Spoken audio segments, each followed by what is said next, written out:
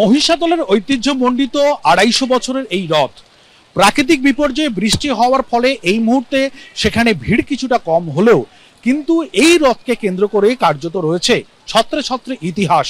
Camera person শান্তনুকে দেখাতে বলবো সামনের এই যে রথ সেটাই কিন্তু মহিষাদলের রথ হিসাবেই পরিচিত এবং ১৭ চূড়ার এই যে রথ প্রথমে ছিল তা কিন্তু পরবর্তীকালে ১৩ চূড়াতে রূপান্তরিত হয়। ইতিমধ্যেই আমরা যেটা দেখতে পেয়েছি যে রাজবাড়ির যে মদন গোপালজির যে মন্দির সেখান থেকে পালকিতে করে মদন গোপাল জিউ এবং জগন্নাথ দেব তারা ইতিমধ্যেই কিন্তু রথে অধিষ্ঠান করেছে। কেননা মহিষাদলের রথের একটি বিশেষত হলো যে সেখানে জগন্নাথ দেবের সঙ্গে কিন্তু রাজবাড়ির কুলদেবতা মদন গোপাল জিউ সেখানে অধিষ্ঠান করেন।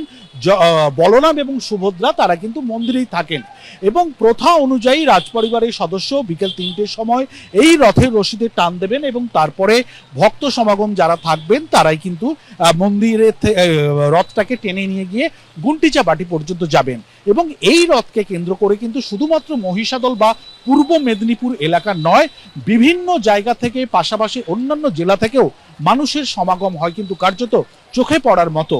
প্রশাসনিক আধিকারিকরা তো থাকবেই, সেই সঙ্গে সঙ্গে রাজনৈতিক ব্যক্তিত্বরাও উপস্থিত থাকবেন এই রথকে কেন্দ্র করে এবং সেই রথকে কেন্দ্র করে কিন্তু প্রায় মহিষাদলে ১ থেকে ১.৫ মাসের মেলা বসে এবং সেই রথকে কেন্দ্র করে কিন্তু কার্যত উৎসাহ উদ্দীপনা চোখে পড়ার মতো।